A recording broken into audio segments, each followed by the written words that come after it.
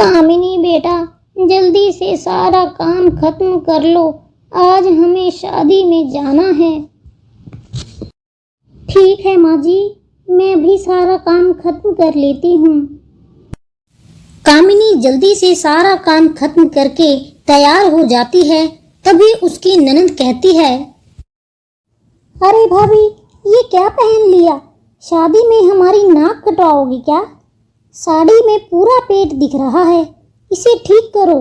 ये सब फैशन अपने घर पर जाकर करना, हमारे यहाँ ये सब नहीं चलता। पूर्वी अपनी भाभी से बहुत चिढ़ती थी, उसे हर बात पर टोकती और ताने सुनाती थी, क्योंकि वह बहुत गरीब घर की थी और शादी में कुछ भी सामान नहीं लाई थी। ननद की बात सुनकर कामिनी चुपचाप साड़ी ठीक कर लेती है। वह हमेशा पूर्वी की बातें चुपचाप सुन लेती थी, कभी पलटकर उसे जवाब नहीं देती थी, क्योंकि वह छोटी छोटी बातों पर घर की शांति खराब नहीं करना चाहती थी। एक सुबह पूर्वी अपनी भाभी को आवाज लगाकर कहती है, भाभी, भाभी जरा सुनो, मेरे लिए एक कप चाय बना दो और साथ में कुछ खाने को भी बना देना, मुझे बहुत भूख लगी है। कामिनी जल्दी से चाय नाश्ता बनाकर ननद को देती है।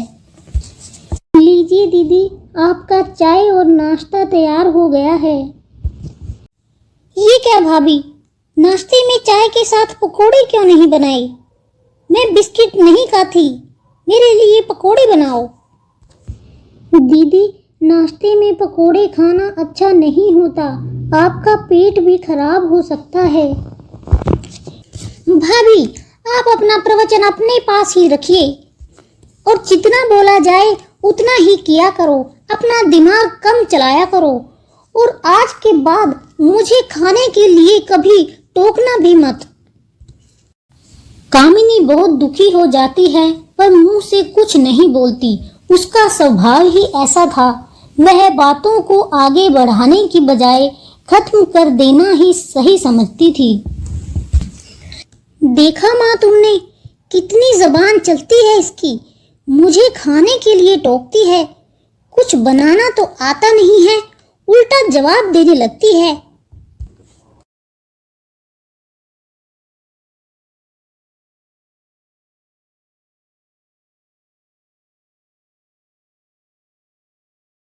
दोनों माँ बेटी कामिनी का खूब मजाक बनाती थी और उसकी बेइज्जती करती रहती थी। कामिनी का पति अपनी माँ और बहन की सारी बातें सुन लेता है और कामिनी से जाकर कहता है,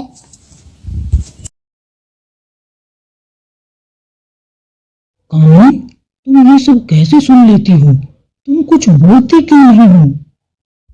तुम कब तक इन माँ बेटी का ताना सहन करती रहोगी? क्या तुम खुद के लिए स्टैंड नहीं ले सकती? कोई बात नहीं जी, आप गुस्सा ना करें, वह अभी छोटी है, बड़ी हो जाएगी तो सब समझ जाएगी। कामिनी, वो तुमसे सिर्फ 2 साल ही छोटी है, उसे तुम्हारी इज्जत करनी चाहिए। उल्टा वो तुम्हें सुनाती रहती है और तुम चुपचाप सुनती रहती हो। मुझे तुमसे ये उम्मीद नहीं थी। तुम्हें समझ क्यों नहीं आता कि वह तुमसे जलती है और उसे तुम्हें सताने में मजा आता है? मैं सब जानती हूँ जी, मैं बस चुप इसलिए रहती हूँ कि घर की शांति भंग ना हो। पता नहीं तुम किस मिट्टी की बनी हो। कामिनी गरीब घर की जरूर थी, पर उसके विचार बहुत अच्छे थे। ऐसे ही कुछ दिन बीत जाते हैं। पूर्वी अपनी भाभी की जरा भी इज्जत नहीं करती थी। एक दिन पूर्वी की तबीयत बहुत खराब हो जाती है। उसकी माँ और उसका भाई रिश्तेदार के घर गए हुए होते हैं, तो कामिनी ही पूरा दिन पूरी रात उसकी सेवा करती है और समय से उसे खाना और दवाई देती रहती है। कामिनी अपने पूरे सेवा भाव से पूर्वी की बहुत देखभाल करती है। यह सब देखकर पूर्वी मन ही मन शर्मिंदा हो जाती है और उसे समझ आ जाता है कि कामिनी बहुत अच्छी और संस्कारी लड़की है। वह गलत थी और कामिनी को कभी समझ ही नहीं पाई थी।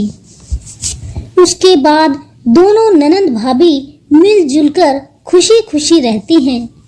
भाभी, मैंने आपके साथ कितना गलत किया, आपको कितना परेशान किया, फिर भी आपने मेरी कितनी सेवा की है। मुझे माफ़ कर दो भाभी, मैंने कभी आपकी इज्जत नहीं की। मैं कितनी बुरी हूँ। अरे पूर्वी, तुम क्यों रो रही हो? मैंने कभी तुम्हें बुरा नहीं समझा। तुम अभी छोटी हो, नादान हो। मैंने हमेशा तुम्हें अपनी छोटी बहन की तरह समझा है और मुझे तुम्हारी कोई भी बात बुरी नहीं लगती। दोनों ननंद भाभी मिलजुल कर खुशी खुशी रहती हैं। अरे पूजा, तुम अब तक सो रही हो? कॉलेज का टाइम हो गया है, जल्दी उठो नहीं तो तुम लेट हो जाओगी। भाभी, मुझे परेशान मत करो, सोने दो। कॉलेज का टाइम मुझे भी पता है। आप कहीं जानबूझकर तो मेरी नींद खराब नहीं करती।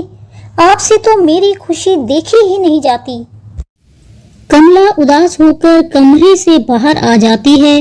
राहुल अपनी बहन की सारी बातें सुन लेता है और कमला से कहता है, देखो कमला, माँ बाबा के जाने के बाद मैंने अपनी बहन को बड़े लाड़ प्यार से पाला है, कभी उसे डांटा नहीं है। इसी वजह से यह थोड़ी बिगड़ गई है। तुम उसकी बातों का बुरा मत मानना। जी मैं सब समझती हूँ, आप चिंता ना करें। वह अभी छोटी है, समय के साथ सब सीख जाएगी। एक दिन पूजा अपने भाई से कहती है, भैया मुझे आईफोन चाहिए। मेरी सारी फ्रेंड्स के पास आईफोन है। मुझे इस फोन के साथ बहुत शर्म आती है। ये फोन पुराना हो चुका है। पूजा, मैंने तुम्हें 2 महीने पहले ही तो नया फोन दिलवाया था, इतनी जल्दी पुराना हो गया? पूजा, हमें दूसरों की नकल नहीं करनी चाहिए। और वैसे भी मेरी सैलरी इतनी नहीं है कि मैं तुम्हें आईफोन दिला सकूं। 6 महीने की सैलरी जोड़कर भी मैं तुम्हारा आईफोन नहीं ला पाऊंगा। मैं समझ गई भैया, आप मुझसे प्यार ही नहीं करते। अगर भाभी ने मांगा होता तो आप एक बार भी मना नहीं करते। मेरी तो इस घर में अब कोई वैल्यू नहीं रही। अब तो भाभी ही आपके लिए सब कुछ है। पूजा की यह बातें सुनकर राहुल बहुत उदास हो जाता है और अगले दिन ही पूजा के लिए आईफोन लेकर आता है। अरे वाह, नया फोन! थैंक यू भैया, आप कितने अच्छे हैं। वह खुशी से नाचने लगती है। तभी उसकी भाभी उसे कहती है, अरे पूजा, नया फोन दिखाओ जरा मुझे भी कैसा है। देखा भैया, आ गई नजर लगाने। तुम्हें पता भी है ये फोन कितना महंगा है। तुम्हारे हाथ इस पर पड़ेंगे तो ये गंदा हो जाएगा। मेरे फोन को तुम हाथ भी मत लगाना, दूर रहना इससे। पूजा की बात सुनकर सीमा रोती हुई कमरे से बाहर चली जाती है। तब राहुल अपनी बहन को समझाता है, पूजा, ये तुमने ठीक नहीं किया। तुम हमेशा अपनी भाभी का अपमान करती रहती हो। क्या तुम्हें पता है कि तुम्हारी डिमांड पूरी करने के लिए मेरी सैलरी कम पड़ रही थी। तब तुम्हारी भाभी ने अपने भैया के दिए हुए रक्षा बंधन के पैसे मुझे देकर कहा कि पूजा के लिए नया फोन दिला दो। तब जाकर मैं तुम्हें आईफोन दिला पाया हूँ। और तुम हो कि अपनी भाभी को बुरा भला सुना रही हो। तुम्हें शर्म आनी चाहिए। अपने भाई की सारी बात सुनकर पूजा शर्मिंदा हो जाती है और अपनी भाभी से माफी मांगती है। फिर उसके बाद दोनों ननंद भाभी मिलजुल कर रहती हैं और एक दूसरे की खुशी में खुश रहती हैं।